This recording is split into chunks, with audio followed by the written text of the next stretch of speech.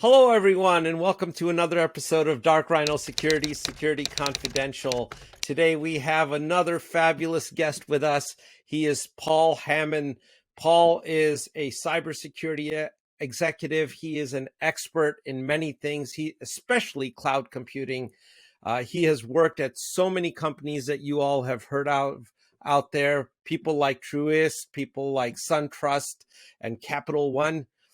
He is a contributor to CIO Review, and most recently, he's been a contributor to IDGs CIO think tank roadmap report on setting the multi-cloud agenda. Paul, thank you for being here and welcome to the show. Thank you very much, Manoj. I appreciate it and very excited to be on your program. Thank you. Hey, thank you so much. There's so much to discuss. I don't know if we're going to get through. We have a laundry list of questions, but if we miss some stuff, maybe they'll give us a reason to have a second conversation. So, to start off with, one thing very interesting that I noticed on your profile is how you started your career. And, there's a lot of folks that listen to this show who start from very, very humble beginnings. And there's this notion that, because I was X, or I'm just a SOC analyst, or I am just that word, just whatever. And how will I ever be a CISO or a CIO or a CXO of any kind? We like to break those boundaries, and you've done that and done that very, very successfully. So give us a little bit of background on how you evolved your career, how it all began and where you went, how you did it. Sure. Thank you. So when I came out of high school, I had planned on being a business major, but majority of my friends, they were 2 to 3 years ahead of me in school. So when I was finishing, they were coming back. The opportunities that were being proposed to them were, hey, manage this fast food restaurant. And this was after, going and getting an MBA in something. And to me, that was not what I wanted to do, was to have an opportunity of managing a fast food chain. Not that there's anything wrong with it. That just wasn't my goal, but that was the opportunities that was being presented to people that I knew that were coming back from college with these degrees. So at that point, I was like, you know what, I'm gonna take a little bit of time off and in between school. And I worked full time 11th and 12th grade years. But then I also coming out, during that break, so to speak, I was working 2 to 3 jobs at a time usually, so I could make ends meet. I worked framing houses in Florida. I was in Florida when this happened, so good times in the sun. Framed houses for several months, and then had an opportunity to go and clean pools, which it actually paid a little bit better. Wasn't as dangerous as getting, 40 feet up in the air with no type of, tie-offs or anything like that, and trying to frame houses. That's interesting. So I moved over into, cleaning pools for a little while, and finished up my 2-year associate degree at a technical college in Florida, and worked full time while I was doing that. I was putting myself through school, and my father had come up and bought my grandfather out of his business here in Virginia. At that point in time, my grandfather was getting up in age and wasn't able to, keep up with the volume of work and the technology changes that were coming. So my dad had asked me to come back up to Virginia and help him run the shop. So it just so happened when I came back, that was right at the point in time when cars were going from a lot of very mechanical controlled type cables and stuff like that to electronically controlled and controlled by the computer. So I actually... Was this like the late 90s, early 2000s? Yes, correct. Late 90s, early 2000s. Well, it was really the late 90s. So the latter half of the 90s. And this was probably like 97, 98 time frame. And I came back up and started helping him. And I used my background in computer science from components and working with chips to actually start to troubleshoot the issues with the cars. I'd gotten to a point to where dealerships, when the dealership couldn't figure out the problem, they were sending the stuff to us. So their computer, the handheld device that plugs into the port, that today, from what I understand, they've gotten very sophisticated, but I take it back then they didn't have that, or even today they're not that capable. Yeah, there's still, and I still catch service managers like not troubleshooting things properly, but it's hard to tell them, hey, I used to do this. This is why you're doing it wrong. But there can be a lot more to it. And because, a lot of times those computers are a lot more advanced and you can get a lot more information out of them now than what we used to be able to. But I started to learn about digital and analog, signals, right? On, off. A lot of mechanics that had been, coming up, they weren't exposed to electronics at all. So they didn't have this experience or background. And I just started to apply the computer science and component level knowledge that I'd learned in the tech school to troubleshoot and fixing cars. And I became fairly decent at it. Wow. That's incredible. Oh, sorry. Go ahead. No, go ahead. This is fascinating. Please. So, I did that, and for a while, I moved up front too, because for a while I was doing all the computer diagnosis and then taking transmissions in and out of cars, putting them in, and then I was doing quality control. I would drive them, make sure that the computers reset the shift points inside of the cars properly so that it drove properly for the customer when they picked the vehicle back up. And then my dad moved into the back and let me start running the front. So I was running the front end of the business. Plus I was spending most of my time up front because I was doing all this electronic diagnosis all the time. It just made sense for me to be up front because going from front to back with the computer, it just made more sense for me to move up front and run the business in the front end. So long story short, I got bored. My dad had planned on me taking that position over, taking the company over and running it and keeping it within the family. But I got bored, and, I also felt like there may have been some monetary limits on what I could actually make, that I would hit some ceilings at some point that I didn't think long term was going to reach my own financial and monetary goals that I kind of started putting into my head of what, I wanted to do. So I went out and although good repair shops make a fortune today. Well, so and they're very rare, and they're rare. We were landlocked, so we were limited. Oh. We had a 3-bay shop. We've talked to other guys that had 6-bay shops that weren't making as much money out of their 6-bay shop as what we were making out of our 3-bay shop. And a lot of that was because of our processes and our procedures that we put in place, which was knowing what we had coming in, making sure we had the right inventory in place. We knew the common inventory that we needed to keep in place. We even had very large auto parts manufacturers that were local, that sometimes they were buying parts from us because we were managing our supply chain better than what they were. And then some of the things we were actually buying cheaper than what they could buy them for, because we had a better relationship with the vendor that produced that particular thing that they wanted to resell. So yeah, we were doing very well. But I was like, I'm going to go try my hand at computers. So still had my 2-year degree at this point. I went and found a job out of the newspaper. It was a systems technician for Ralph Lauren Children's Wear Distribution Center that was located in West Virginia. I worked on an AS400 mainframe, wow. And then we had about a 300, back then it would have There's been... a whole bunch of those still out there. Yeah. You know that. I'm sorry, didn't mean to interrupt. No, you're fine. A lot of people listening may not know what an AS400 is, but it's very commonly used, and still a lot of them are alive and ticking. But absolutely, and I was doing well there. But at that time, I was also started to take MCSE classes. Okay. And what happened was, when I first started going into MCSE classes, I was going in my work clothes. So I smelled like transmission fluid and grease and everything else, because I left straight after work and went into class.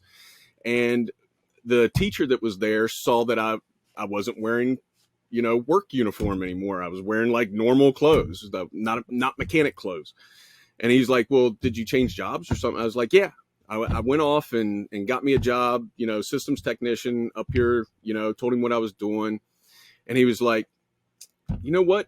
He's like, we've been looking for a web engineer. And he goes, I know you haven't done it before, but I think you may be a good fit for it. So I go and I interviewed for a web engineer job. I'd only been a systems technician for about 6 months, but he saw that I made that jump, right? I made the career jump. Yeah. And, he saw what I was doing in class. So he felt like I'd be a good add to his team. So I went up there, I interviewed, I landed the job. And that was ECI, E-Commerce Solutions. They were located in Reston, Virginia. And when I first got there, I actually used, I don't like to tell too many people this because it gets looked on poorly, but I did telemarketing for a little while to pay bills and put myself Hey through man, school. there's nothing wrong with that. Inside sales is a real job in any company. Yeah. And, anytime I felt like the company was doing something that wasn't honest, I usually left because after that, I couldn't sell anything for them. I realized, I was like, oh, they're doing that. And I was like, I got to go find another job. So, but during that, I learned, I evolved, being able to talk to people on the phone, and also learned how to put people at ease on the phone, because when you call people as a telemarketer, they're immediately, no, I don't want to talk to you. Right.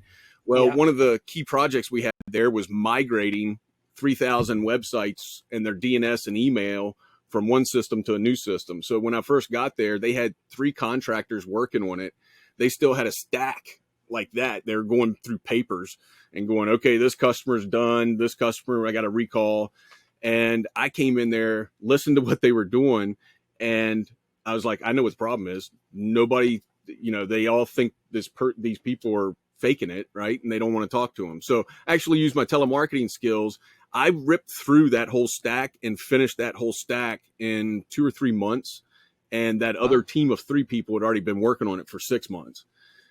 So shortly after that, they put me in charge of about 50% of their production operations e-commerce platforms that was generating about $10 million in transactions per month.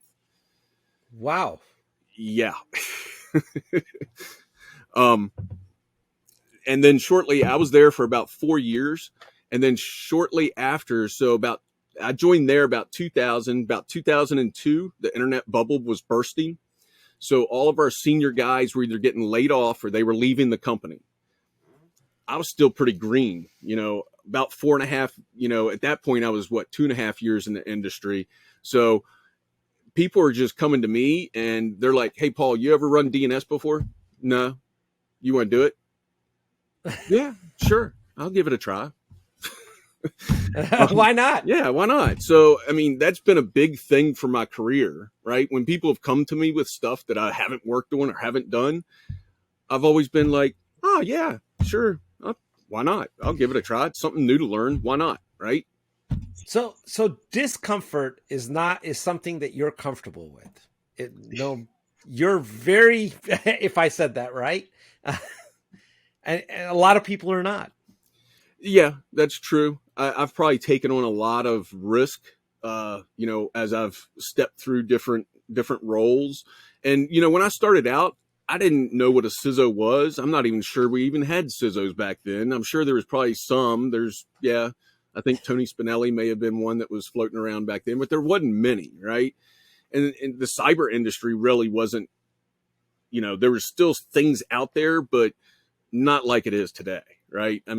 As a web engineer, we were hardening the servers. We were doing access control for stuff. We were doing those security things as part of our web engineer role or position. And then we were also doing the operations piece too, right? Which was making sure that the platforms are up and available and that the response times are correct for people to do a search, right? Like if these were office product supplies, and I actually was managing, I think they're still the largest independent office product supply dealer in the United States. That was also one of their websites that I was running. And during that time when everybody was leaving, I was also on call for 6 months straight. I carried a pager. There's many times me and my, now wife, she was my girlfriend then, we were out having dinner someplace, and I was like, oh, pager went off. I was like, check right now. I got to go. And the person would walk over with the check and set it down and go to walk off. And I'm like, no, you stay right here. I'm like, I got to go now. Right. And I'm, signing the check and throwing it at them and running out the door because I still had 15 minutes to get back to my house. But I wasn't going to stay home for, 6 months straight, especially when there wasn't a pandemic back then. So, I went ahead and filled those roles. Actually was able to take the uptime on those platforms from like a 99.75 up to 3 nines. I think we were about a 99.98 uptime and availability for the platform when I left. And then, and see, to our listeners, that may not seem like much, but the reality is that 0.2 of an improvement is on a logarithmic curve, if you will. Yeah. So it's non-trivial. It's like the Richter scale. There's a big difference between a 3 and a 3.5 magnitude earthquake, and it's the same thing. Mm-hmm. Yep. And the same thing with security controls when you implement security controls, because I'll use that same methodology there as well, where we'll have like 60% of the controls implemented. Going from 60 to 80%, that's usually kind of cake, right? It's pretty easy. Once you start putting focus on it and targeting the work and going after it, you can do that. But when you get up to that 80%, up to, 90s and up into the higher 90s, it's a slog to get through that and make improvements to actually get that needle to move, right? It's a lot harder to get that needle to move. Well, and a lot of that is also, I would imagine, at least from my experience, in processes that integrate across those controls as well to make them operational. Yes, absolutely. So, when I was starting out, I never thought CISO or anything. But what I did start thinking was, I want to move up, right? Take on responsibility. I learn more, I become more valuable, and I move up. One of the key things, and especially people starting out in the industry, one of the best pieces of advice from my first mentor, Will Arias, who's now a fast track architect at Microsoft. I still talk to him on occasions. We're just busy and miss each other a lot. But one of the most important things that he ever taught me when I was starting out was, if you want to move forward in your career, you will document everything you do so that the person that comes in behind you can pick that document up and should be able to do that job either 100% or 80 or 90%. He said, that's what's going to free you up so that you can move on to the next interesting thing that you want to work on. But if you get that, go ahead. That is sage advice. But you were saying, but what's the but in this? But if you don't do that, what happens is you get pigeonholed, right? You become the guy for that, or girl, right? Guy or girl, excuse me. But you become the person that's known for, email or distribution lists or, this or that. And I've always wanted to learn as much as I possibly can.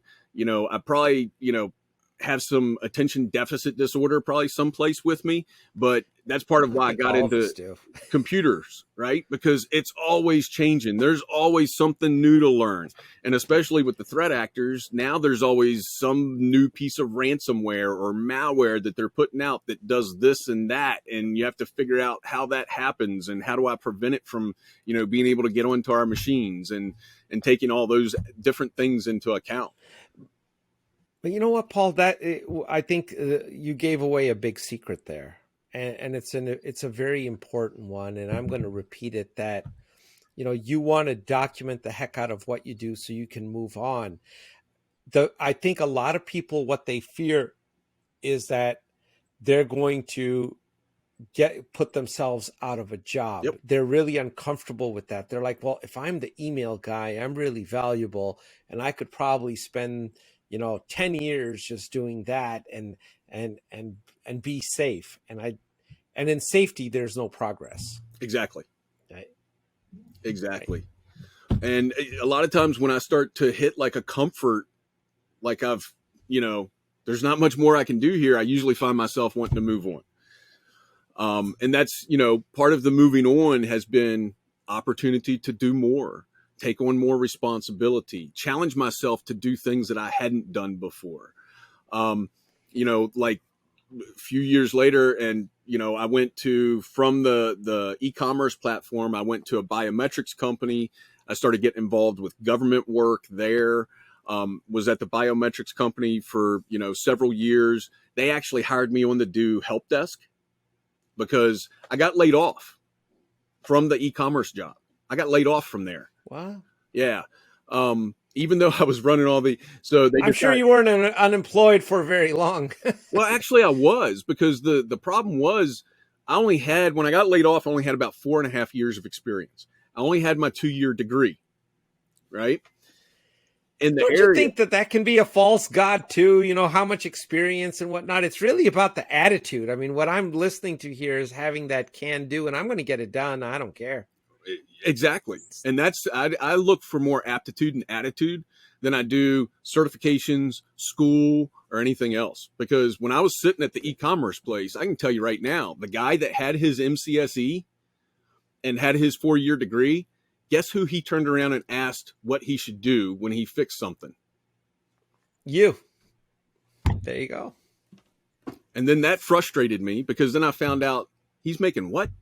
And I'm making what? I'm like, well, that's not fair, right? But during that time, it was probably around 2004, they laid me off. And because of that, so the internet bubble, right? I'm in Northern Virginia. There was all kinds of people in the market because so many internet companies had shut down.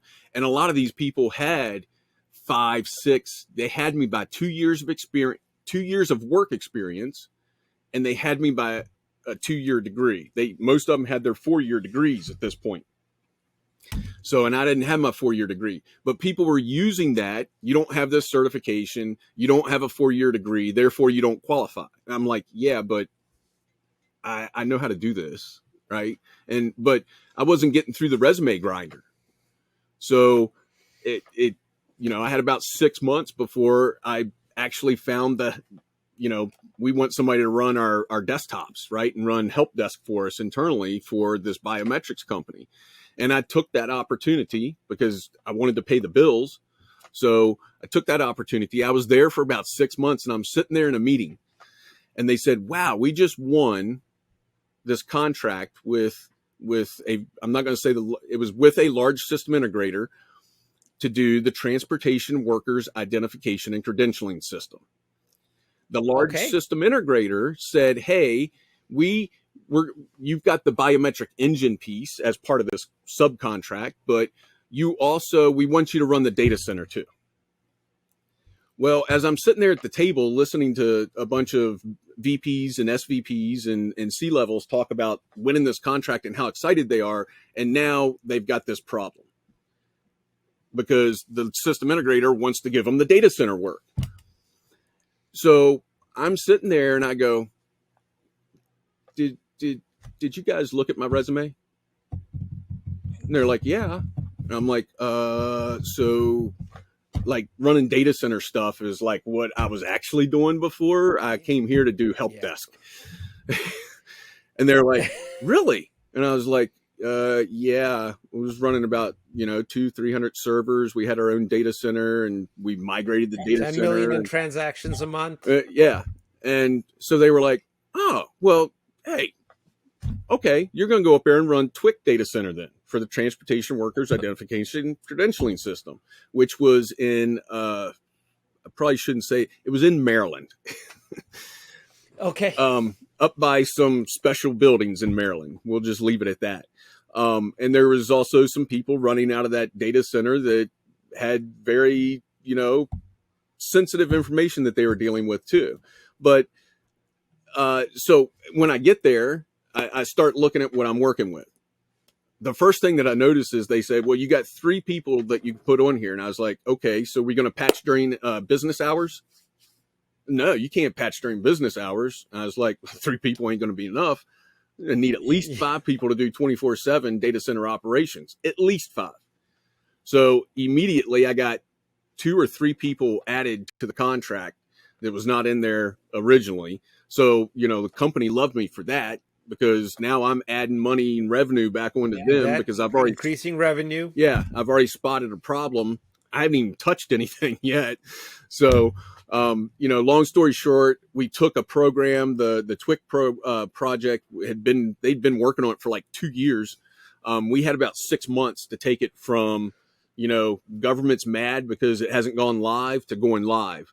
And essentially we went in and had to make sure all the backups, all the system security was done, and make sure that we could pass the government audit before we could turn it on and start taking, biometrics for people and being able to do those things as well.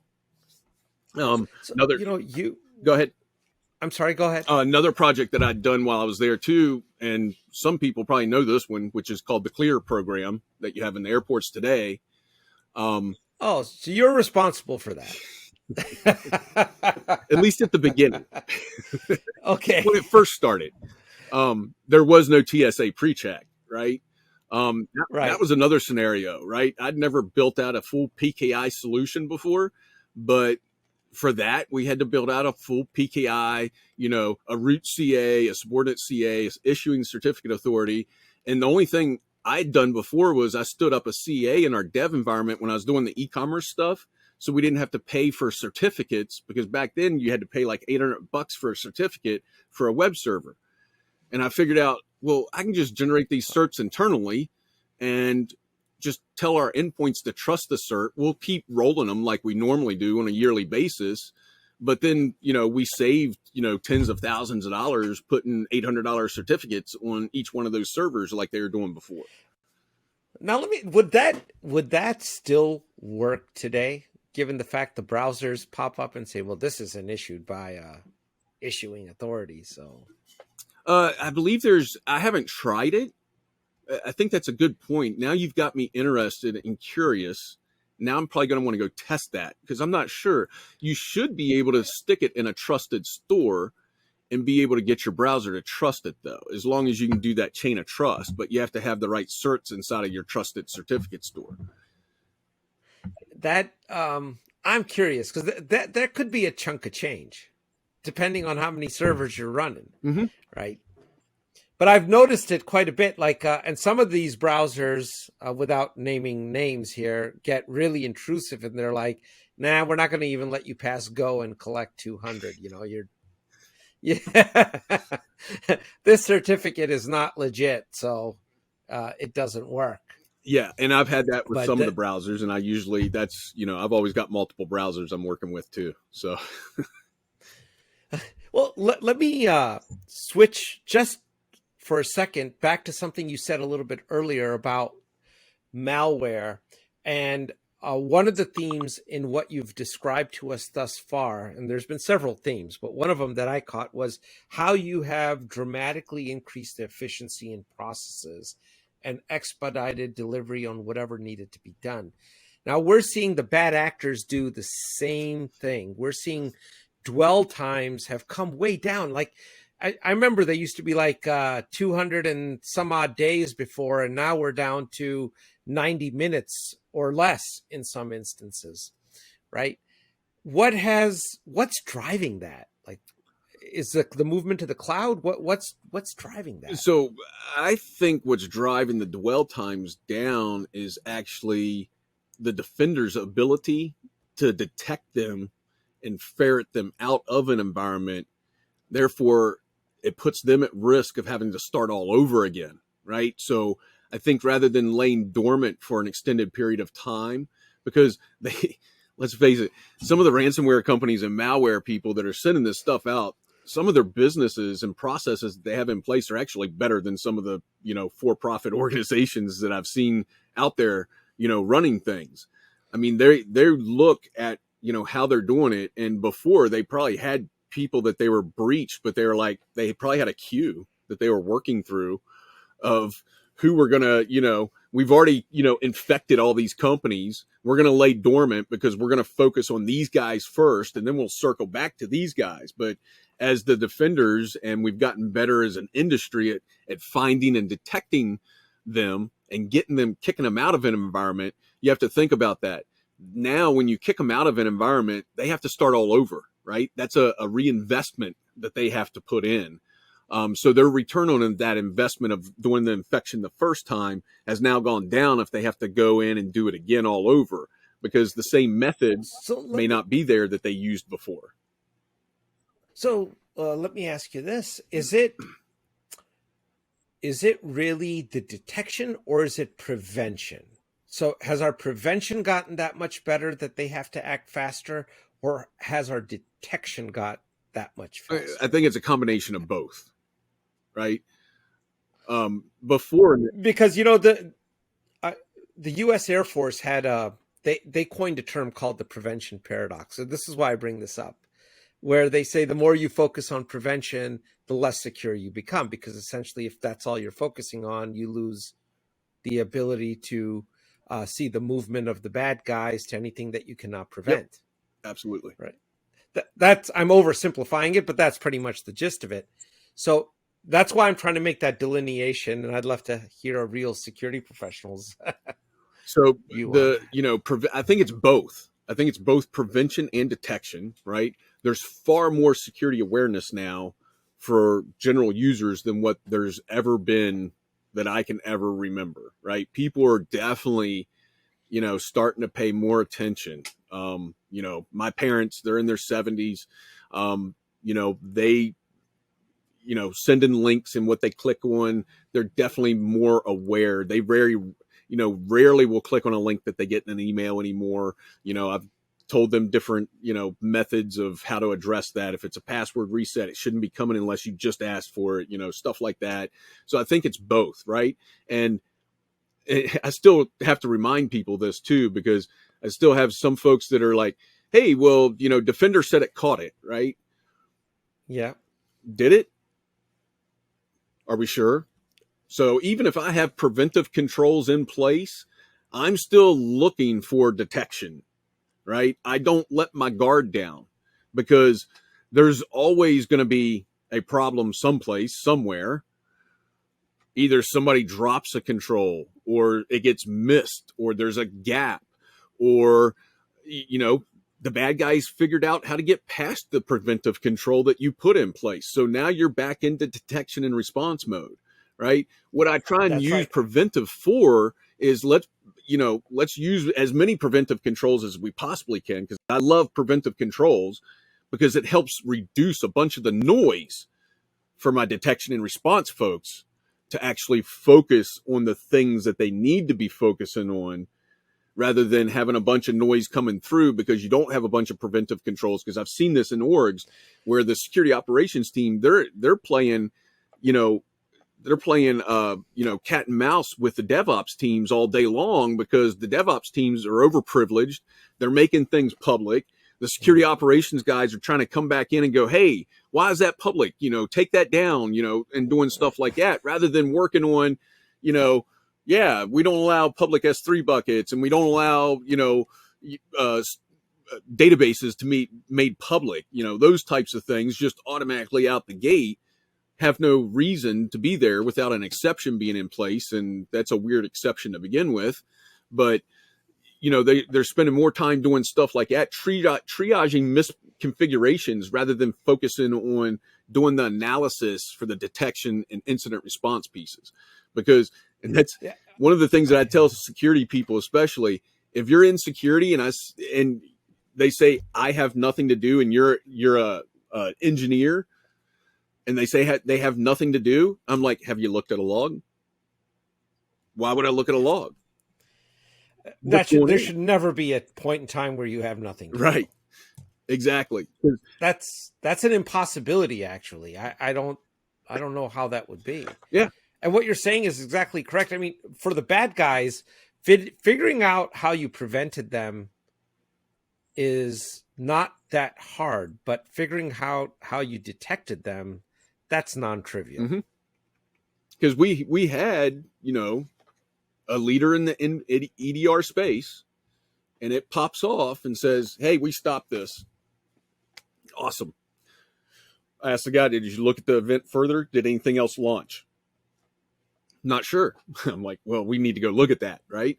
And sure enough, we started looking, And there was multiple, even though it caught the initial piece of malicious software, there was multiple processes that spun off in the background that were able to spin off that were not being detected and responded to with the software and the product, right? It required additional analysis. We had to go in and do some decryption on the MD5 hash to pull a domain back. Then we started blocking the domain. Then we started getting more intelligence out of some of that information. Then we started blocking IPs. We continued to develop that threat intelligence off of some of that information so that we could improve our indicators of compromise to prevent the additional things that we saw spawning, to try and prevent those as well.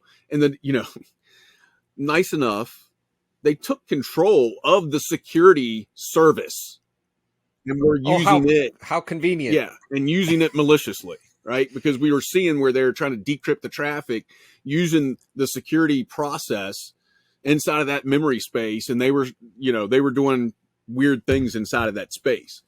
So, but, if you just took the alert at face value when you first looked at it, hey, we caught this, detected this, and stopped it, and didn't look at what came afterwards, all of that would have been missed. And see, that points to where security really needs to be. And I think prior to the show, you were on this just slightly about it being a team activity. And this is a great exemplification of that. Mm-hmm.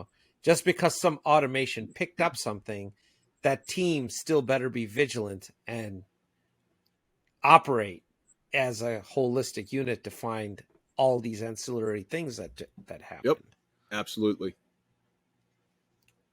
Right. And I think sometimes that aspect in cyber, there's a lot of compartmentalization that I'm an analyst, I'm a threat hunter, I'm blue team, I'm red team, I'm this, that, and the other. I think it needs to be more of a we're on the same team. Yeah, kind of. Absolutely. Even so, when I was an enterprise security architect at Capital One, yeah, I was friends with some of the guys that were on the red team, right? So when I was working and doing consulting with the lines of business on security controls to put in place, and when they were trying to negotiate certain types of controls, and I was trying to explain the threat vectors, a lot of times, if I felt like my message wasn't getting across, I would go back to my red team friend and say, hey, this environment over here has these types of problems. I'm having trouble trying to get them to comply.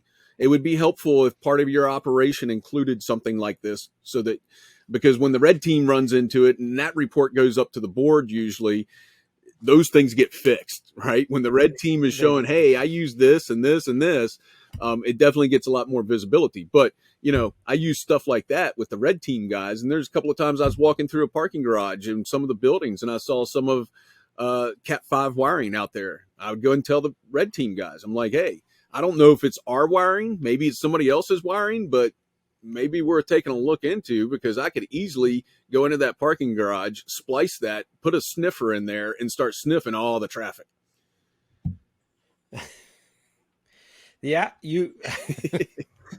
I really hope that's not a true story. Yes, it is. Were they actually running?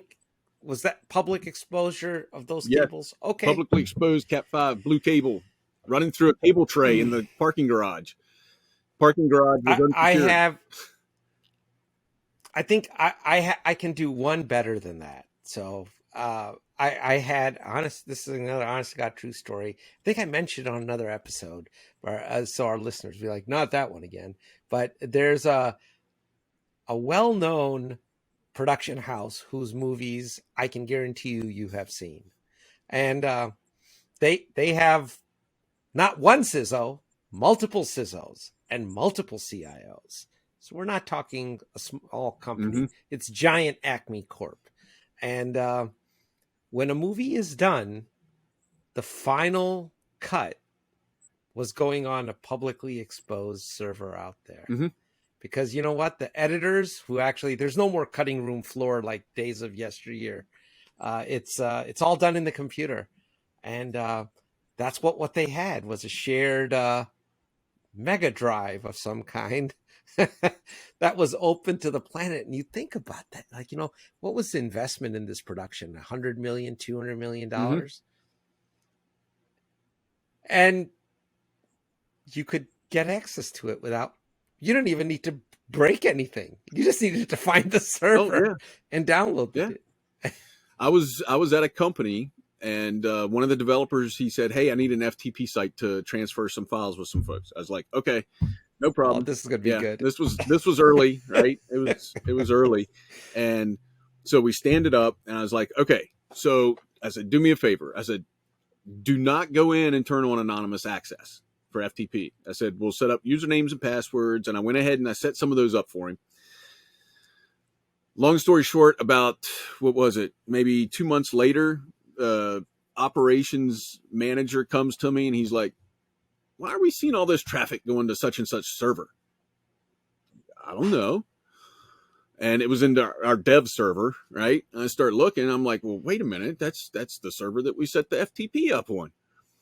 And I was like, "Hey, Alex, you still running that FTP server?" "Oh, yeah, I am. I forgot to turn it off." It's like, oh, man. So I go and I log into the server and I look, and sure enough, he flipped on anonymous FTP access. Anonymous.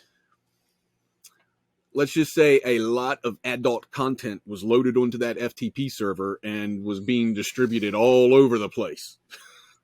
Oh, man.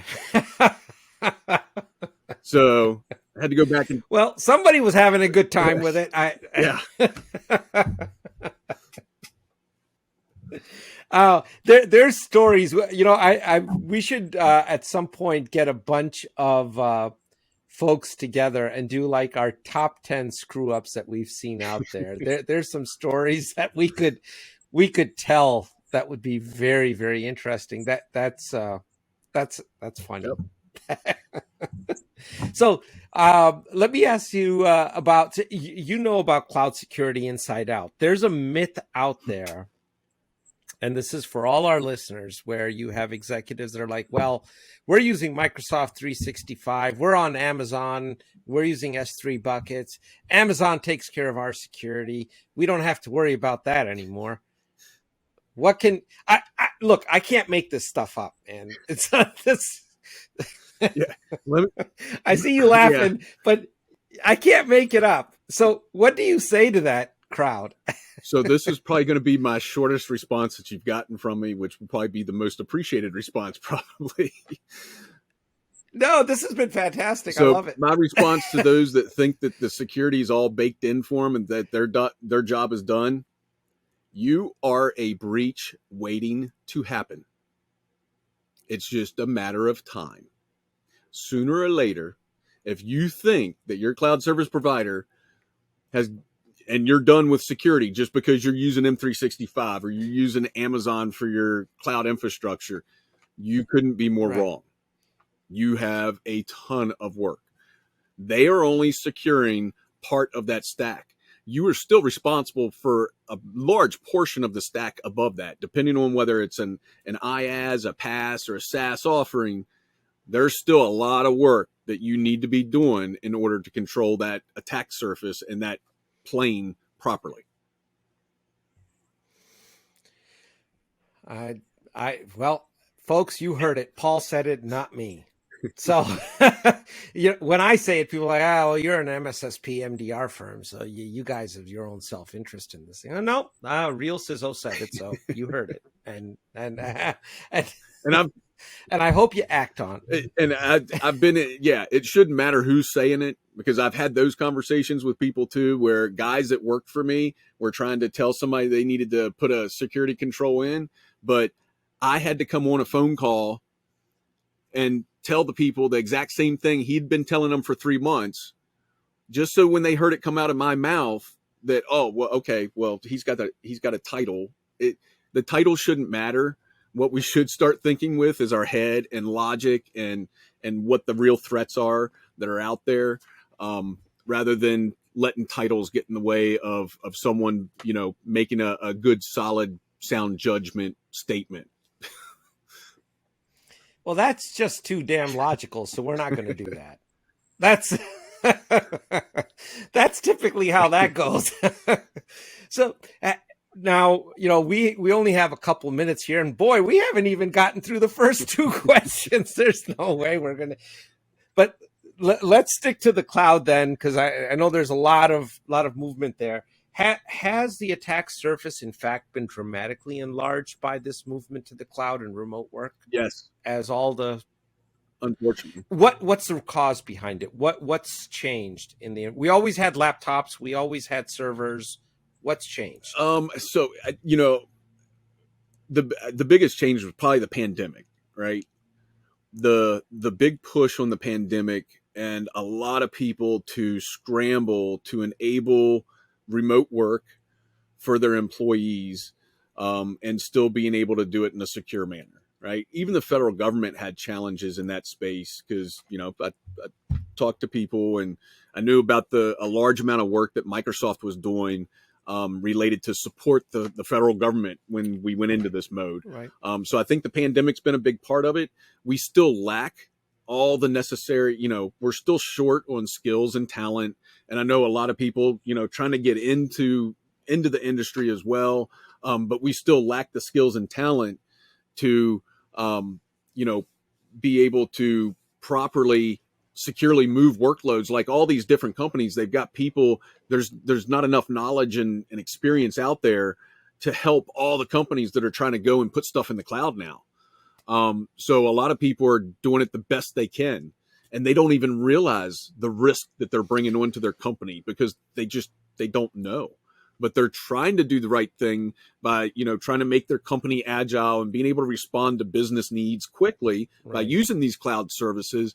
But they don't realize, you know, the other risks that are being brought on because the threat vectors and attack vectors start to change a little bit, and they're not prepared to respond or prevent them from happening a lot of times. Do you have your version of the CISA top 5 or 3 things that a new company should absolutely be doing that when they're looking at mobilizing in the cloud? Wow. Top things. So. And I ask this because we're running short on time. So I get... You know, it's misconfigurations, right? Okay. Access control, identity and access management, and the controls that go along with it. Visibility and monitoring. Let's see. Those are my top 3. Knowing where your data is. Hey, that works. But that's a huge one. Knowing where your data and what that data is and what it is. So you know how to protect it. How do you know? You don't know how you know, if you don't know what the data is, you don't know how to protect it. So, so there's 4. Blanking on a 5th one now. Hey, top 4, we'll take that. You know, I look at the CISA top 3, and I think most companies have a hard time with even getting the top 3 done right. Oh, so yeah. Inventory. We've got 4 here. There's my 5th. Inventory management. Because with the inventory... And when you say inventory of assets? How do I know if it's even supposed to be there? How do I know if it's rogue? That's the first thing. Is it rogue? I've walked into some companies and I was like, so when you do asset and inventory management, I was like, how do you guys detect rogue device on your network? And I just got no answer and blank stares. And I was like, no, please, no. Like, you don't know when you've got a rogue device on your network. This isn't good, right? And you know what the interesting thing is? I read a stat on this. So if companies that have deployed tools like any asset manager, there's so many of them out there. A lot of times, more often, on average, they find 10% more assets than they actually thought that they had. Yep. I've talked to some people that are higher than that, like 50%, like missing 50% of their assets, and they don't even know it. Now, how can that happen? That's a big number. That's half. Well, a lot of it ends up being like shadow IT, right? Somebody goes up, spins up a cloud account. Next thing, you spin up a cloud account. I mean, have you looked? You put an app in there, and I mean, you next thing you know, you got a couple thousand resources real quick, right? You know, some S3 buckets, some Lambda functions, some EC2s, VPC, security group. You know, all the objects going into an S3. It doesn't take long for, an asset count to go up. Yeah, now that you described that, that makes perfect sense. But I would hope that people are accounting for that. That to me is like a critical infrastructure. You need to have that in your Not all people are. sites. And I learned, the inventory piece, especially with the cloud when I first did the government. So I worked on 4 back-to-back government cloud first initiatives. The first one was DoD HIPAA healthcare it was HIPAA and DIACAP standard for the Department of Defense. The second one, we were actually partnered with Amazon Web Services. When Amazon received their FISMA moderate certification, we were actually partnered with them. We built a console in front of Amazon's console that met the FIPS 140-2 requirements that at that point in time AWS was not prepared to do, and they didn't have identity and access management. Everybody was still logging in with a root account. So we built an abstraction layer in front of their console that allowed us to do identity and access management in front of the AWS accounts and handle that, along with a full security stack that I'd built out inside of AWS with enterprise tools that had never actually been run in a SaaS manner inside of a cloud platform. So, well, that's very cool. And then there was, and you know what? We want to get more into that, but we promised you that we would have you out of here in an hour. We've only scratched the surface, Paul. I mean, this has been delightful. When you're available, would love to get you back and get into more details on some of these other things, but you've had some tremendous insights. Well, thank you. It's been a pleasure being on your show, and I appreciate the invite. I've had a great time talking to you. Oh, yeah, we've had a great time listening, and there's a lot of wisdom there. Would love to have you back, and it's just been a great conversation, and we're going to be respectful of your time so you can get to your next meeting, but this is fantastic. We'll look forward to, don't be a stranger around this. Absolutely. Thanks, Paul. No problem. Thank you.